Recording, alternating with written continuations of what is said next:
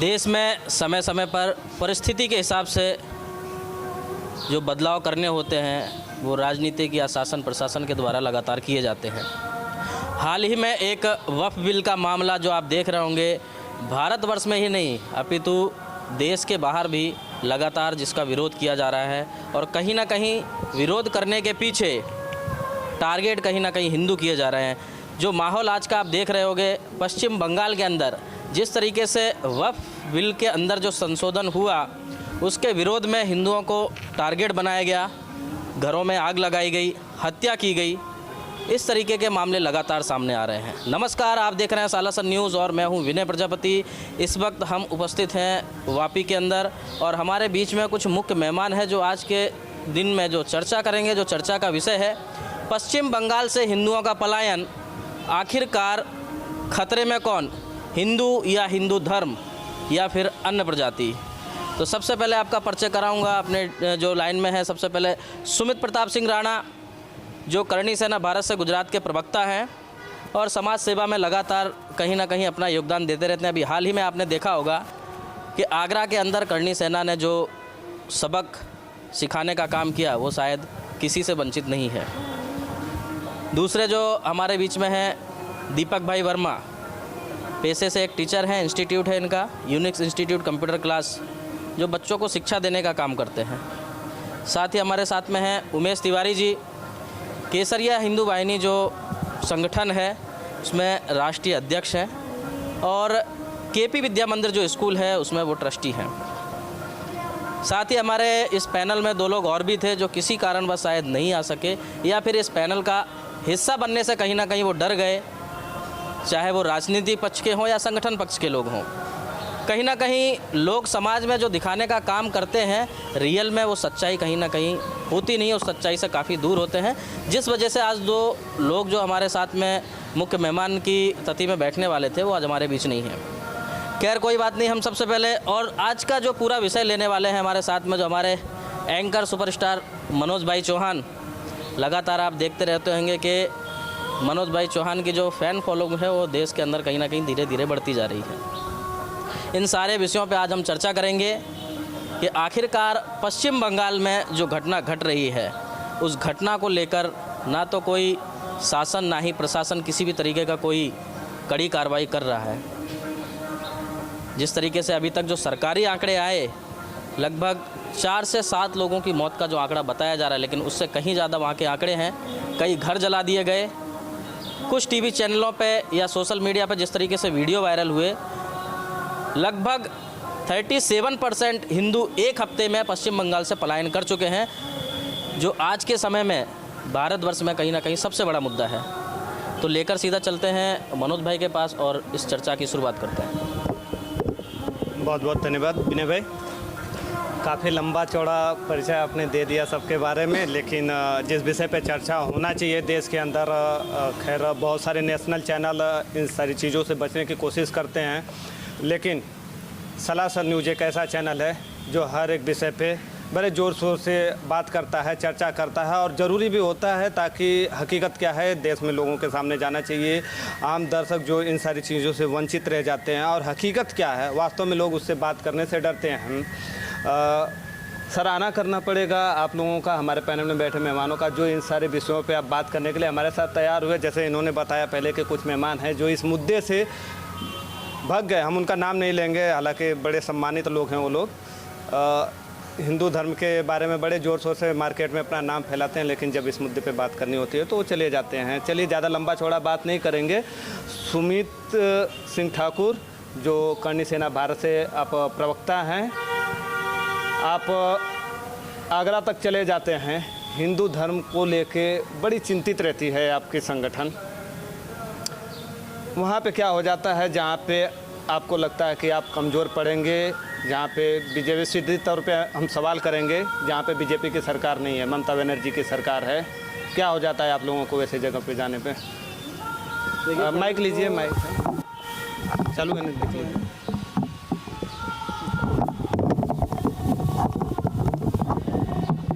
पहले तो मैं आप सभी का बहुत बहुत धन्यवाद करूंगा, अभिनंदन करूंगा, वंदन करूंगा, स्वागत करूंगा। और हमारे दर्शक है जो आपके मीडिया के माध्यम से जो मुझे और हमारी पूरी टीम को या जो समाज में राष्ट्र भगवा झंडे के लिए काम करते हैं उनको देख रहे हैं, उनको धन्यवाद।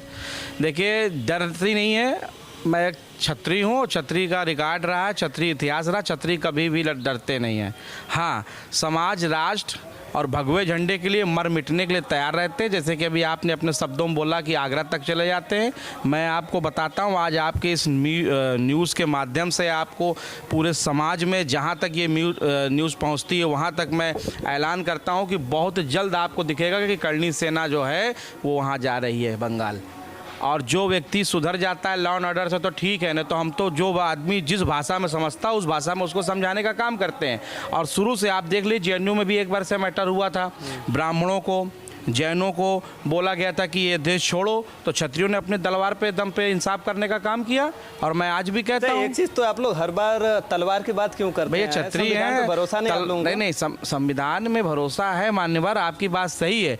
क्या ये जो इस प्रकार का कृत्य करते हैं उनको संविधान में भरोसा नहीं है? उनके लिए संविधान कहीं नहीं होता, उनके लिए कोई लॉ एंड ऑर्डर नहीं होता। अगर करणी सेना या क्षत्रिय समाज का कोई व्यक्ति जाता अपनी बात मंगवाने के लिए, उस विषय पे हम बाद में बात करेंगे। करणी सेना भारत क्या बंगाल जाने वाली है? बिल्कुल जाएगी, निश्चित रूप से जाएगी। और बहुत जल्द हो सकता है 1-2 दिन के अंदर मैं ऐलान करूंगा वीडियो के माध्यम से, सोशल के माध्यम से, वीडियो में। और जहां नहीं, ये गुजरात की नहीं, हमारी करणी सेना भारत पैन लेवल पे काम करती है और समस्त भारत पे करती है। और हमारा एक एक करणी सैनिक 100 के बराबर है। तो आप समझ लीजिए अगर 100 करणी सेना पहुँच गई वहाँ पे, तो जो BSF अर्धसैनिक बल लगा हुआ है उनको भी बहुत रिलीफ मिलेगा, आराम मिलेगा और हम उनकी सहभागिता बन के उन पर काम करने का काम लगता है सरकार आपको इस तरह का काम करने देगी? जवाब आपका बाद में लेंगे। हमारे पास केसनिया हिंदू वाहिनी से राष्ट्रीय अध्यक्ष जी हैं उमेश जी, हम इनसे जवाब लेंगे।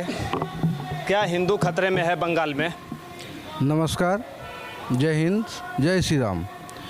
ये हिंदू खतरे में कहीं नहीं है, लेकिन हिंदू खतरे में है। हिंदू खतरे में क्यों है? हम इसका अवलोकन ना करके खाली चिल्लाते हैं हिंदू खतरे में, हिंदू खतरे में है। आज जो कुछ भी हो रहा है एक कानून के को लेकर के हो रहा है। जो वक्फ बोर्ड का जो है, जो संशोधन हुआ उसमें, उसको लेकर के जो है दुनिया भर की भ्रमित भावनाएं जो है लोगों के अंदर दर्शाई जा रही हैं। आज का डिबेट भी हमारे समझ से यही है। हाँ, यही है, बिल्कुल। तो सर्वप्रथम ये देखा गया है कि जब वक्फ बोर्ड बना उस समय कोई हिंदू भाई उसके खिलाफ में खड़ा नहीं हुआ कि हमें आज से ही जागृत हो जाना चाहिए। जब उसका निर्माण हुआ, जब वो बना, उसी समय हमें खड़ा होना चाहिए था। जब उनको इतना पावर दिया गया, ये पावर कल को नहीं दिया गया या एक दिन में नहीं दिया गया, 4 से 5 संशोधन करके जो है इस कानून में 4-4, 5-5 संशोधन किया गया कांग्रेसियों के द्वारा। तब जा कर के जो है ये इतना सख्त कानून बना कि हिंदुओं के लिए जो है अभिशाप बन गया। तो अगर हम ये चीज़ पहले जो है इस पे ऑब्जेक्शन लिए होते तो जो है ये जो 4 से 5 संशोधन हुए, ये 4 से 5 संशोधन ना हो करके 1-2 संशोधन हुआ होता जो पहले हुआ था, और उसी के आधार पर वो रहे होते तो आज ये प्रॉब्लम जो है हमें नहीं आती। ना तो जो है हिंदू मारे जाते और ना तो हिंदू काटे जाते। इसमें तो एक सवाल ये खड़ा होता है कि जब बाबा साहब अम्बेडकर, मैं नहीं पूरे देश समझता है कि काफ़ी सुलझे हुए व्यक्ति थे जिन्होंने संविधान को बड़े अच्छे से डिज़ाइन किया, सब कुछ।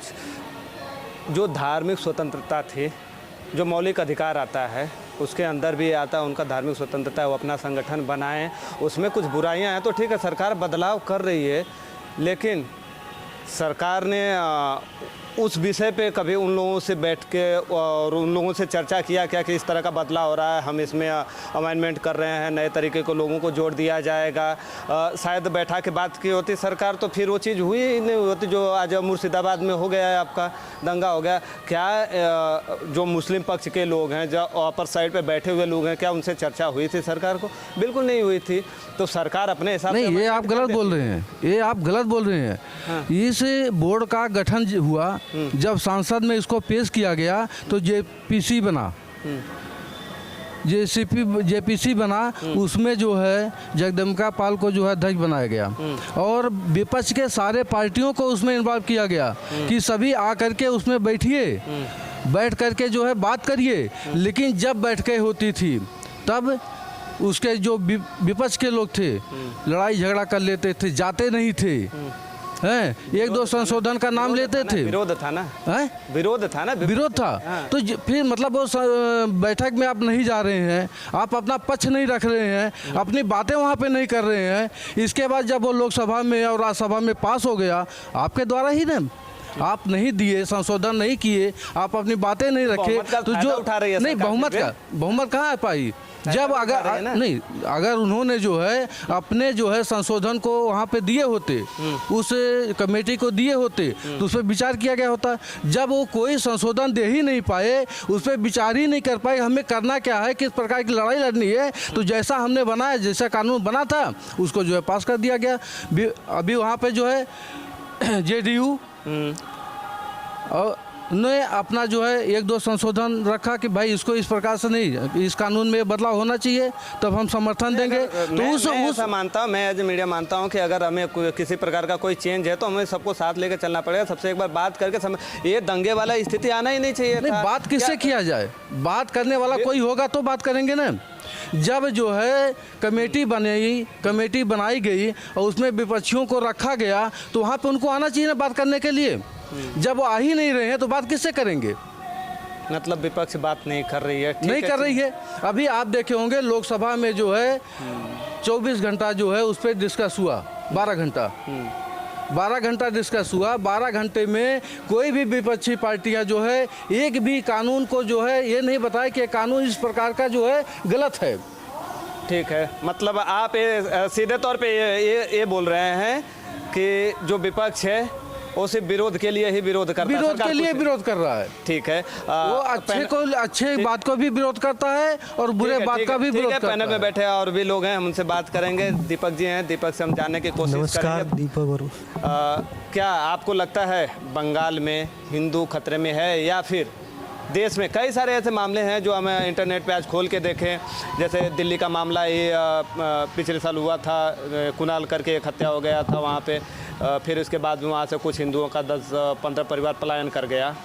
तो क्या आपको लगता है इस देश के अंदर जहाँ पे हिंदू बहुल्य है वहाँ पे हिंदू खतरे में है?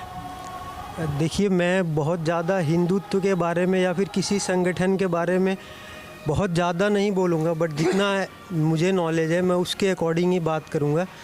और मुझे नहीं लगता है कि किसी को भी उसके ऊपर कोई टिप्पणी आनी चाहिए। लोग बोलते हैं हिंदू खतरे में है या फिर हमारा धर्म खतरे में है।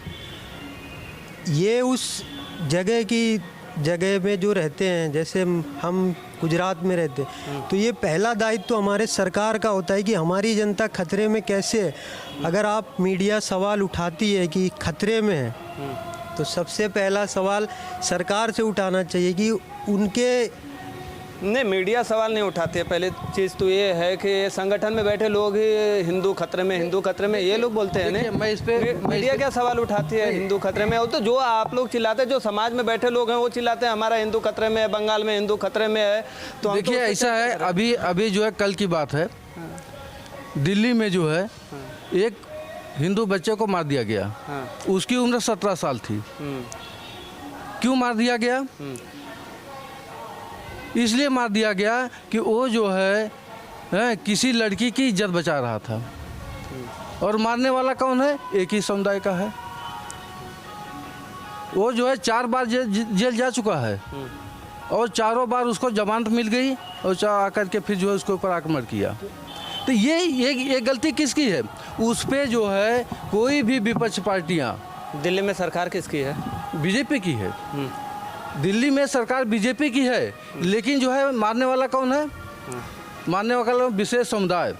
तो विशेष समुदाय जो होता है कुछ भी अनर्गल काम करता है। सुनिए, चलता है सर। सुनिए मेरी बात सुन लीजिए। जो भी मतलब जो विशेष समुदाय के लोग होते हैं, कोई भी अनर्गल काम करते हैं, तो हमारे देश की जो विपक्ष की पार्टियां हैं एक आवाज़ नहीं उठाती हैं।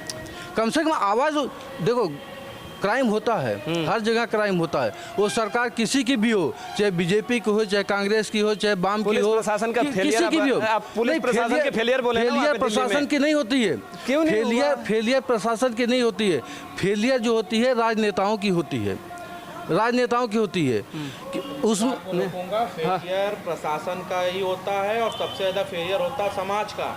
वहाँ पर वो जो नपुंसक लोग बैठ के उसकी हत्या का तमाशा देख रहे थे, वहाँ पर एक मजबूत भाई, आप माइक लीजिए सुमित ठाकुर जी, आप माइक। एक आदमी मजबूत खड़ा होकर उसका जवाब देने का काम करता तो वैसे दुर्दांत व्यक्तियों की हिम्मत नहीं पड़ती। और मैं तो इनकी मीडिया के माध्यम से कहूँगा, अगर समाज में ऐसा कोई कृत्य करता है तो उसको मुंह तोड़ जवाब देने का काम करें। ये हमारे देश की नहीं, ये हमारे समाज की विडंबना है कि हम खड़े होकर सड़क पर हत्या होती रहती है, सड़क पर लड़कियों के ऊपर चाकू मारा जाता है, एसिड फेंका जाता है, वो लड़का हो उसका सर काटा जाता है, किसी टेलर की उसकी दुकान में घुस के उसका सर काटा, लेकिन हम उसको मुख्य दर्शक बनकर देखते रहते हैं। तो मैं आपकी मीडिया के माध्यम से ये भी कहना चाहूँगा कि ये जो नपुंसकों का चेहरा और चोला ओढ़ रखा है उसको आप छोड़कर समाज में आगे बढ़िए, और जहाँ कोई ऐसा व्यक्ति मिले उसको वहीं 5-10 आदमी मिल के उसको जो है कि सबक सिखाने का काम करें। इसमें जो है कमलेश तिवारी जी थे। कमलेश तिवारी जी जो है कुछ गलत नहीं बोले थे, कोई कुछ भी गलत नहीं बोले थे, केवल यही बोले थे। यही विडंबना हमारे देश की है। सुनिए, कमलेश तिवारी जी ने अपनी शब्द रखी, क्योंकि भारत के अंदर फ्रीडम और स्पीच सबको है। एक व्यक्ति संसद से बैठ के हमारे राणा सांगा को बोलता है तो उस पर कोई बात नहीं होती, लेकिन अगर हम हिंदू धर्म के या सनातन धर्म के व्यक्ति अगर अपनी बात उठाते तो उसको लैंड ऑर्डर की धमकी दे के उसको जेल में भेज दिया जाता है, उसके ऊपर मुकदमे लिखाया जाता है। मैं तो कहता हूँ सारे सनातन धर्म के लोगों से, उन वीर योद्धाओं से, और जो हमारे घर में हमारी बहनें हैं और मेरी माताएं, आप सब सक्षम बनिए। अगर कोई आपसे बदतमीजी करता है, आपके थप्पड़ मारता है, तो उसका जवाब थप्पड़ से देने का काम करिए। और कहीं अगर ऐसा हो तो मैं अपना नंबर फ्लैश करूँगा, वहाँ हम हिंदू, सुनिए, हम हिंदू जो है मारने की बात आप करते हैं, हम हिंदू किसी का जो है सपोर्ट नहीं करते हैं। यही तो सबसे बड़ी विडंबना है। कमलेश तिवारी की बात कमलेश तिवारी की बात हमने किया था, उस पर बात रुक गई थी। कमलेश तिवारी जो है पैगंबर के बारे में जो भी कुछ बोला था गलत नहीं बोला था, लेकिन जो है पूरे भारत के जितने विशेष समुदाय के लोग थे सारे सड़क पर उतर गए थे, और वो जो है बेचारा छुप करके जो है बैठ गया, चुपचाप बैठ गया। इसके बाद भी जो है क्या हुआ, उसको जेल में डाल दिया गया। जेल में डालने के बाद जब जेल से जो है उसको जमानत मिली, जमानत से बाहर आया तो जो है जा करके उसको मार डाले। एक भी हिंदू समुदाय, कोई भी कमेटी रहा हो हिंदुओं का, उसके पीछे प्रोटेक्शन नहीं किया, कोई नहीं किया। ठीक है, अगला सवाल हमारा सुमित ठाकुर जी से है, आप माइक ले सकते हैं। तो अपने दर्शकों को भी आप समझाइए कि हिंदुओं को खतरा किससे है, क्या उस विशेष समुदाय से है कि ये हिंदुओं को हिंदुओं से ही खतरा है, हिंदू संगठित नहीं है? मैं ये बात नहीं कहूँगा। हाँ। हमारे हिंदुओं को किसी से खतरा नहीं है। हमारे हिंदू बहुत ही मजबूत हैं और बहुत सक्षम हैं, और हिंदू को किसी से खतरा नहीं है, ना कि और किसी व्यक्ति को हिंदू से भी खतरा नहीं है। क्योंकि सनातन धर्म ऐसा है जहां हमने हर व्यक्ति को पनाह दिया, हर व्यक्ति को संरक्षण दिया है। वो कोई भी भाषा भाषी हो, वो कोई भी प्रांत का हो, कोई भी मजहब का हो, कोई भी धर्म का हो। हिंदू को अगर आप उठा के देखोगे, आज नहीं 50 साल सनातन धर्म के पहले से, जब से यहाँ पे इस धरती पे, आप भी जान रहे होंगे, सभी हिंदू भाई बैठे हैं और तमाम सारे लोग हैं, आप देख लीजिए, सबसे पहले अगर मदद की बात आती है तो हिंदू वहां पे बढ़ चढ़कर काम करता है। वो चाहे किसी भी A to Z, आप कहीं भी देख लीजिए, आप तमाम सारी चीजें, आप तो मीडिया के चौथे स्तंभ हो, आपको मेरे से ज्यादा जानकारी है। जहां बात उमेश तिवारी जी ने जैसे अभी बात कहा कि हिंदू में भी लड़ रहे हैं ना, सबकी अपनी अपनी सोच है। और इस बात को अगर हम आपके मीडिया में रखते हैं कि हिंदू हिंदू लड़ रहा, तो कहीं ना कहीं हमारा फेलियर है। ठीक है, यहाँ पे बहुत वीर हिंदू हैं जो ऊपर गए थे, बाबरी मस्जिद तोड़े थे, वो भी बहुत बड़े हिंदू थे। ठीक है ना, और यहाँ सनातन धर्म जो गोली चलवाए थे वो, हाँ, वो हिंदू नहीं थे, वो क्रॉस बीट थे, उनको DNA चेक कराना चाहिए। और मैं तो मीडिया के माध्यम से कहता हूँ, उनका कहीं ना कहीं DNA जो है वो क्रॉस बीट है, वो जो आप समझ सकते हैं। बहुत अच्छी बात कही आपने। ठीक है, उमेश जी बताइए आप, हिंदुओं को हिंदुओं से खतरा है या फिर किसी विशेष कम्युनिटी से? हिंदुओं को हिंदुओं से खतरा नहीं है, हिंदुओं को खतरा है राजनेताओं से। जो हिंदू राजनेता हैं उनसे खतरा है, जो अपने को जो है बोलते हैं कि हम सेकुलर हैं। सेकुलर होना अच्छी बात है, लेकिन इतना भी सेकुलर होना अच्छी बात नहीं है कि कोई जो है आकर के मुझे मार रहा है तो मैं बोलूँ आओ इधर भी मुझे मार लो। हमारा महात्मा गांधी संविधान की स्वतंत्रता है और दूसरी चीज़ ये कि सेकुलर होना ये हमारा संविधान है, हमको सिखाता है। नहीं, संविधान नहीं था। बाबा अम्बेडकर जी ने जब संविधान बनाया था तो उसमें सेकुलर शब्द नहीं था।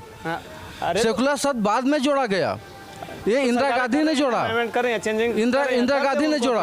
तो उस समय जो है हमारे पूर्वजों को खड़ा होना चाहिए था इस पे कि भाई आप सेकुलर धर्म क्यों जोड़ रहे हैं। जब भारत का जो है बंटवारा हुआ, विशेष समुदाय के लिए अलग देश बना दिया गया है, तो उनको इतनी सुविधाएं इस देश में क्यों दी जा रही है। हमारी सुविधाएं कम है, उनकी सुविधाएं ज़्यादा है। वक्फ बोर्ड की ज़रूरत क्या इस देश में है। सनातन बोर्ड तो है नहीं इस देश में। इस देश में जो है 4 लाख मंदिरें हैं, 4 लाख मंदिर आपको मस्जिद चाहिए, 4 लाख के नीचे 4 लाख मंदिर हैं। 4 लाख मंदिर के जितने भी जो है उसमें पैसे की चढ़ावा होती है, हिंदू चढ़ाते हैं। और हिंदुओं को चढ़ाए हुए पैसे का उपयोग कहाँ होता है, सेकुलरिज्म में, सेकुलरिज्म में होता है। एक सवाल उसके बाद विनय जी लेंगे। नहीं, मेरी बात सुनिए। लेकिन आपने बताया लेकिन कभी आप मंदिर है, आपने देखा है मस्जिद के नीचे ही मंदिर चाहिए? नहीं चाहिए, मस्जिद के नीचे मुझे मंदिर नहीं चाहिए, लेकिन हमारा जो मंदिर है, जो हमारे मंदिर पे मस्जिद बना दिया गया है, कम से कम जो 4 जगह का जो है किया गया है, तो 4 जगह मुझे चाहिए। बाकी हम छोड़ने को तैयार हैं, जगह नहीं, सैकड़ों जगह नहीं, हम बाकी छोड़ने को तैयार हैं, लेकिन ये 4 जगह तो मुझे चाहिए और वो 4 जगह लेकर के ही रहेंगे। आपने कभी देखा किसी मस्जिद को सरकार के अधीन? आपने देखा है? वहाँ भी जो है चढ़ाए जाते हैं, उसका पैसा कहाँ जाता है? उसका पैसा गलत कामों में जाता है। लेकिन मंदिर का पैसा जो है उसी गलत काम में जो है डाल दिया जाता है। कर्नाटक में लेकिन मंदिर कर्नाटक में सरकार के अंडर में वैसे भी नहीं आती हैं, ये तो धार्मिक चीज हो गया। नहीं, मंदिर आते हैं, मंदिर सरकार के अधीन आते हैं, मंदिर सरकार के अधीन आते हैं। आप मंदिर में सरकार का कोई पक्ष नहीं रहता है।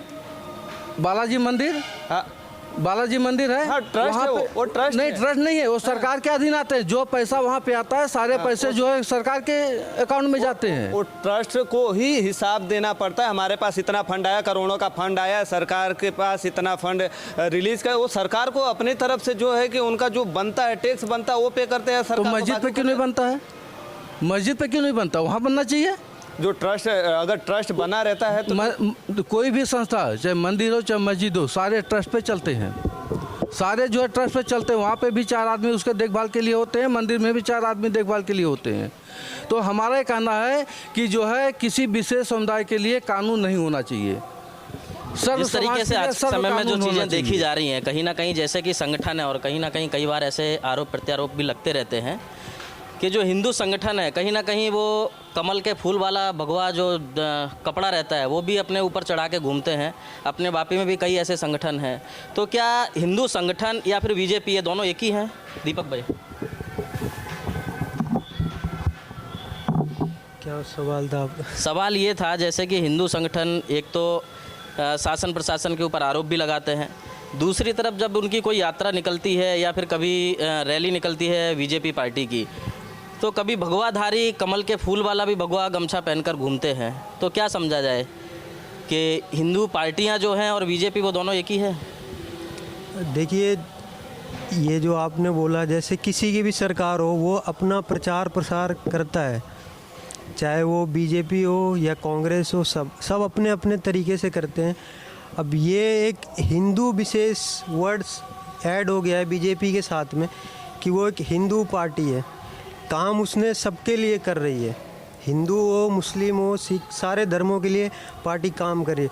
बट देखने का नज़रिया कहीं कहीं सबका ये हो जाता है कि हिंदू पार्टी है, बीजेपी है। और ये अगर पार्टी के पर्सपेक्टिव से देखें कि अगर हमें वोट चाहिए, अगर हमें लंबे समय तक काम करना है और हमारे पास तरीके कुछ लिमिटेड होते हैं, जैसे हम अगर बोल देंगे कि ये पार्टी के लिए होगा। सुमित प्रताप जी, आपसे जवाब चाहूँगा इस बात का, क्या समझा जाए? हाँ, बाद में ज़रा पास करें जी, बताइए। क्या समझा जाए कि हिंदू जो संगठन है वो समाज के लिए काम करते हैं या पार्टियों के लिए काम करते हैं? देखिए, हिंदू संगठन सर्व समाज के लिए काम करते हैं। सड़क पर अगर कोई व्यक्ति गिर जाता है, उसको चोट आ जाती है, तो क्या हिंदू संगठन कोई भी हो A to Z, वो क्या उसकी जाति, धर्म, मजहब पूछ के उठाता है क्या? उसको नहीं उठाता है। तो हिंदुत्व तो शुरू से सनातन धर्म, पता नहीं कितने, जब तक हम इस धरती पे थे नहीं तब से चल रहा है कि सनातन धर्म के हिंदू जो है वो सबके लिए काम करता है और कोई उसमें पार्टी विशेष से नहीं है। दूसरा क्या सवाल था आपका? सवाल इसी से जुड़ा हुआ है। इनका ये है, हाँ दीजिए, तिवारी जी को दीजिए। देखिए, हिंदू धर्म जो अपने को हिंदू कहलाते हैं वो सारे बीजेपी के सपोर्ट करते हैं, यही सवाल है ना? हाँ, इसमें क्या है कि देखिए, पता है हमें कि एक विशेष समुदाय वो जो है सपोर्ट किसका करती है? आम आदमी जीत रहा है तो आम आदमी को। बीजेपी में नहीं है? बीजेपी में 5% है ना, लेकिन 5% है ना। तो क्या हिंदू जो है आम आदमी पार्टी में नहीं, कांग्रेस में जगह नहीं है। है? तो है, हर जगह है। लेकिन हम पक्ष किसका रख रहे हैं, हिंदू का या मुस्लिम का? हम हिंदू का पक्ष रख रहे हैं। संगठनों का? हाँ, तो हमारा भी कर्तव्य होता है। जैसे उनका मतलब एक है कि हमें एक आदमी को जिताना है, एक लेके चलते हैं, तो हमारे हिंदू भाई भी लेके चलते हैं कि नहीं, जो हमारा सपोर्ट कर रहा है तो हमें भी उसको लेके आना है। लेकिन हिंदू जो संगठन है, मुद्दा जो मेन आज का है कि जैसे खतरे की बात चल रही है, लगातार नेशनल मीडियाओं पे भी वो सवाल चल रहे हैं। अभी जैसे मैं आराम से सुन रहा था जब आप लोग चर्चा कर रहे थे कि भाई खतरे में ना हिंदू है ना हिंदू धर्म है, तो लगातार जब भाषण आते हैं तो इस तरीके के भाषण चलते रहते हैं कि भाई हिंदू खतरे में है, हिंदू खतरे में है। लेकिन कैसे? हिंदू कहाँ खतरे में? सवाल ये है कि हिंदू खतरे में या फिर धर्म खतरे में? हिंदू खतरे में कहाँ पे है बता रहा हूँ। अभी जैसे वक्फ बोर्ड, एक चीज़ और ऐड करता हूँ, हिंदू खतरे में है या किसी विशेष पार्टी का प्रोपोगेंडा है ये? बिल्कुल वही मैं बता रहा हूँ कि हिंदू खतरे में कहाँ है। जैसे अभी वक्फ बोर्ड की बात आई, वक्फ बोर्ड पे संशोधन हुआ, उसमें पूरे भारत में जो है शांति है, लोग प्रोटेस्ट कर रहे हैं, हर जगह कर रहे हैं, पूरे भारत में कर रहे हैं। लेकिन जो है मुर्शिदाबाद में वहाँ पे भी कर रहे हैं, लेकिन वहाँ पे प्रोजेक्ट कैसा कर रहे हैं? खूनी प्रोजेक्ट कर रहे हैं। जब वो जो है पता है कि जो है हम एक कानून को लेकर के जो है लड़ाई लड़ रहे हैं, तो हिंदुओं को मारने की क्या ज़रूरत, हिंदू को उसमें लाने की क्या ज़रूरत है? अगर वो हिंदू लेकर के आएंगे वहाँ पे तो स्वाभाविक है कि हम वहाँ पे मुस्लिम लेकर के आएंगे। तो ताली तो दोनों हाथ से बजनी चाहिए। आप सवाल तो तभी उठते हैं ना कि अगर हिंदू पार्टी बीजेपी है और हिंदू संगठन है तो वो आखिरकार अभी तक कर क्या रहे हैं? कई बार हमने देखा है वापी के अंदर कई हिंदू संगठन हैं, पाकिस्तान में भी बाढ़ आती है तो भी आलू प्याज के लिए यहाँ पैसे मांगने दुकानों पर चंदा लेने जाते हैं डब्बा लेके, ठीक है। तो जब उनके ही देश के अंदर और किसी एक राज्य में जब हिंदुओं के ऊपर इस तरीके से अत्याचार हो रहा है तो वो लोग क्या कर रहे हैं? आज जो है आप देखे होंगे कि कहीं भी भारत के अंदर कोई भी जो है दैविक घटनाएं होती है, वहाँ पे आरएसएस जो है सब पहले पहुँचता है लोगों की सेवा करने के लिए। लेकिन आज भी हमारे देश के कुछ ऐसे लोग हैं, उनको गद्दार भी हम कह सकते हैं, ऐसे लोग हैं कि जो आरएसएस को जो है गलत बोलते हैं। तो उनकी मानसिकता को कैसे चेंज किया जा सकता है? और वो कौन बोलता है? हम हिंदू बोलते हैं, दूसरा कोई नहीं बोलता है, हम हिंदू बोलते हैं। और कौन से हिंदू बोलते हैं? कि जो कोर्ट पे जनेऊ धारण करके चलते हैं। फिर तो हाय चिल्लाने वाली बात हो गई ना। अपने में संगठित नहीं है, वहाँ पे हिंदू खतरे में, बंगाल में खतरे में है, आपका कभी कश्मीर में खतरे में आ जाता है, कभी दिल्ली में। आप अपने में संगठित नहीं है, फिर दुनिया भर का हाय एक प्रोपेगेंडा, एक सरकार में बैठे लोग या कुछ पार्टियों के लोग बैठे प्रोपेगेंडा फैलाते हैं कि तुम चिल्लाओ, हाय चिल्लाओ, फिर सारे संगठन मिलकर वही चिल्लाना चालू कर देते हैं। यही कारण है कि आज नए नए संगठन बन रहे हैं लोगों को इकट्ठा करने के लिए। कड़ी सेना है, केसरिया हिंदू बाहिनी है, विश्व हिंदू परिषद है, सनातन पार्टी है, ऐसे बहुत सारे संगठन जो है बन रहे हैं। आज भारत के अंदर हिंदू से जुड़ने वाली बात नहीं हुई ना, ये तो बटने वाली बात हो गई। अगर आपके 3 भाई हैं, सबके कार्य एक ही है, घर छोड़ के आपका घर छोड़ के वो दूसरा घर बना लेता है। सबका कार्य एक है, सबका कार्य एक है कि देश का विकास करना, देश को समृद्ध करना, देश को मजबूत करना। और देश तभी मजबूत होगा जब हिंदू मजबूत होंगे।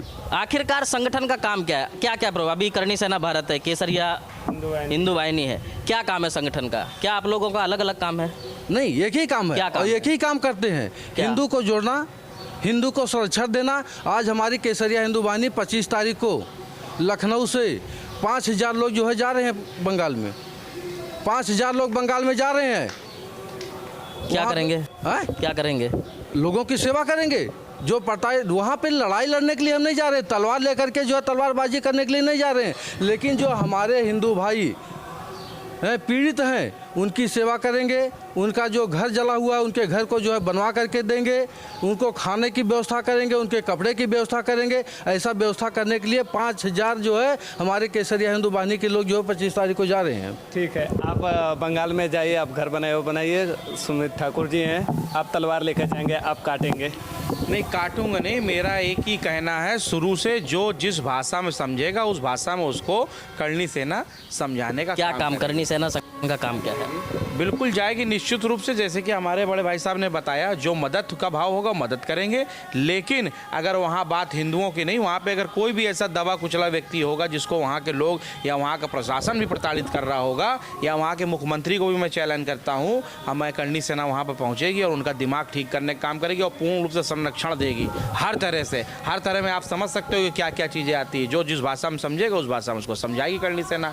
अगर कहीं वहाँ का प्रशासन, क्योंकि मैंने देखा बांग्लादेश का फेल हो गया, प्रशासन को भी ठीक करने का काम करेगी करनी सेना और पूर्ण रूप से चुस्त दुरुस्त और मस्त करके सब कुछ आएगी। और जहां भारत कहीं भी किसी भी जगह राष्ट्र, भगवा झंडे, गौ माता या सनातन धर्म या हिंदुत्व की बात आएगी, वहाँ करनी सेना भारत सबसे पहले खड़े होने का काम करेगी। मैं आपको आपकी टीवी के माध्यम से वचनबद्ध करता हूँ। क्या लगता है? वो जवाब रह गया विनय भाई ने जो पूछा था जी। कि आप दोनों जब एक ही हैं तो बट के क्यों काम करते हैं? नहीं, बट के कोई नहीं करते। देखिए, सनातन धर्म, भगवे झंडे, राष्ट्र, गौ माता के लिए जो काम करता है, सिर्फ केसरिया हिंदू वाहिनी की बात नहीं हो रही है और मैं वही संगठन है, सबके बारे में बात कर रहे हैं। खास करके मैं दर्शकों को बता दूं, यहाँ पे 2 लोग बैठे हैं तो ये ना हो कि भाई मैं 2 लोग बोल रहा हूँ। हाँ, मैं वही कर रहा हूँ। सनातन भगवे झंडे, राष्ट्र, गौ माता की जहाँ बात आएगी, वो कोई भी संगठन हो, कोई भी पार्टी हो, अगर वो इस प्रकार पे इस लेवल पर काम करती है तो करनी सेना भारत उनके साथ में कंधे से कंधा मिलाकर चलेगी। और मैं करनी सेना का पदाधिकारी हूँ इसलिए नहीं,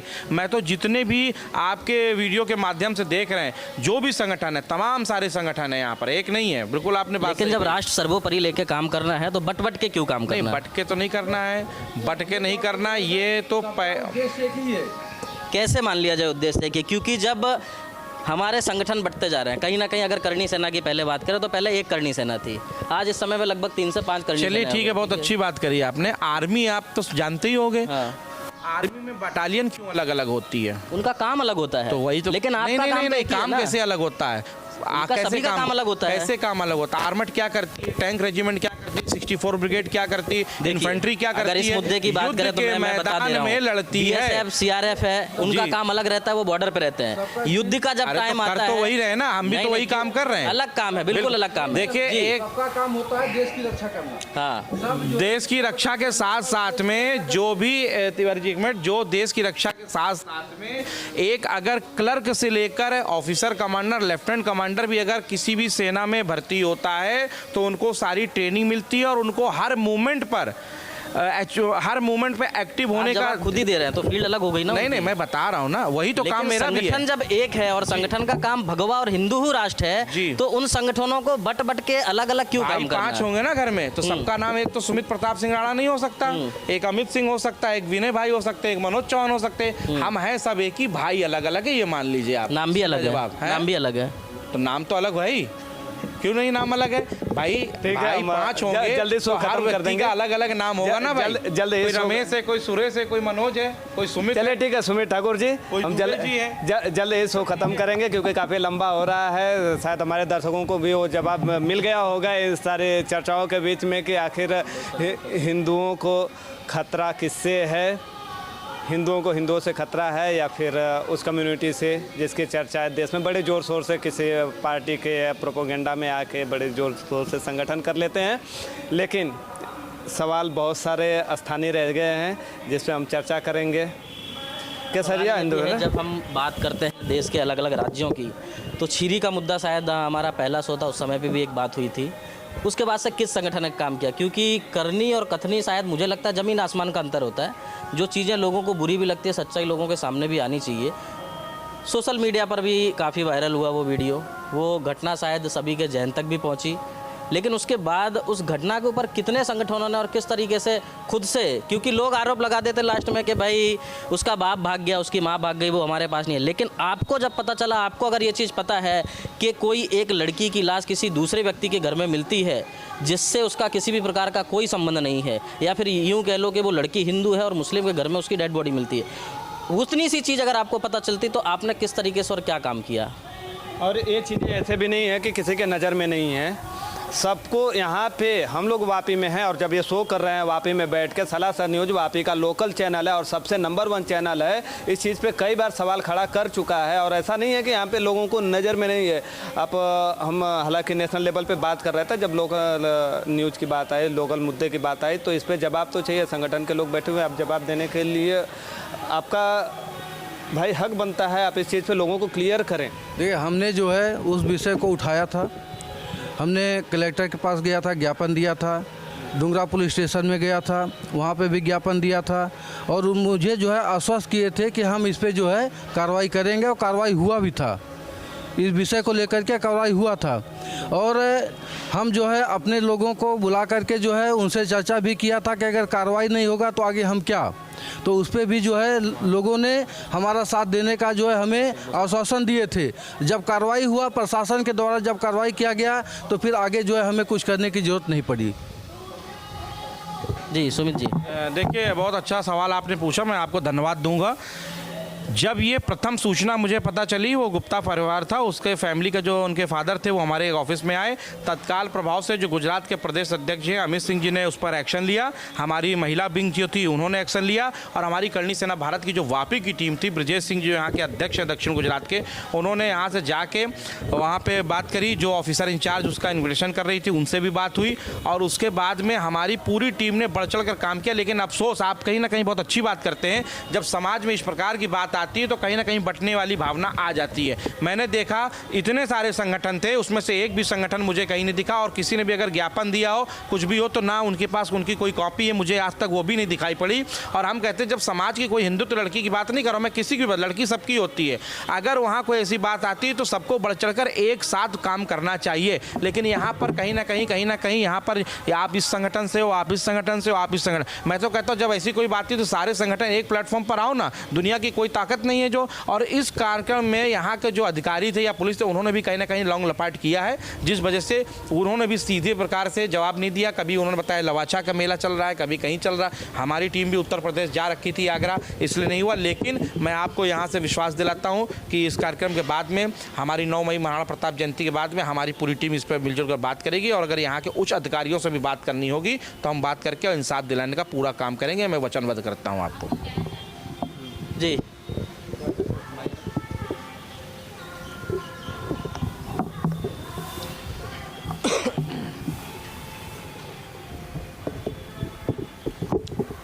जैसा कि अभी रामनगर की मुद्दे पे बात हो रही है, तो वो 1 महीने हो गए, ये जो हादसा हुआ 1 महीने हो गए, लेकिन अभी तक उसके लिए कोई कार्रवाई हुई है या फिर जो आरोपी है उसको सज़ा मिली है या उसकी तहकीकात किए?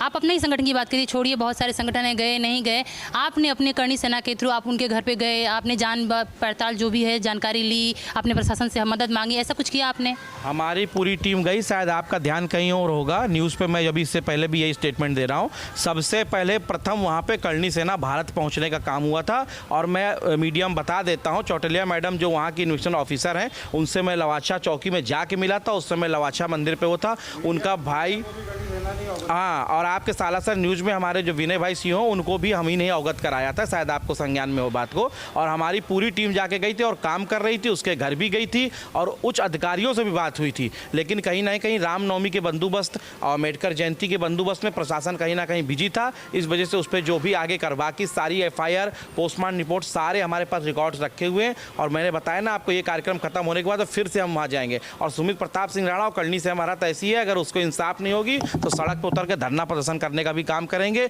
और जहाँ जिस ताकत से लड़ने का काम होगा वहाँ लड़के दिखाएगा आपका भाई है, अगर समाज की बात आएगी तो।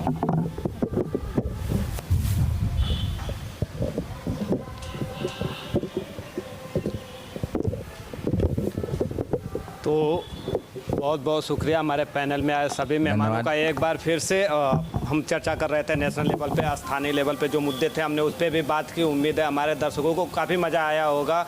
और वो जो न्यूज़ में जो प्रोपेगेंडा चलता है या कई सारे नेशनल चैनलों में बढ़ा चढ़ा के दिखाया जाता है, उससे हट के सलासर न्यूज़ चैनल वापी के अंदर, वापी का लोकल नंबर 1 चैनल है जो सारे ज़रूरी मुद्दे पे बात करती है, चर्चाएं करती है। आपको आगे और किस तरह के मुद्दे पे बात करना चाहिए सलासर न्यूज़ को आप हमें कमेंट करके ज़रूर बताइए। और हमारे पैनल में आए सभी मेहमानों का बहुत बहुत शुक्रिया, आपने बहुत अच्छे से हमें जवाब दिया।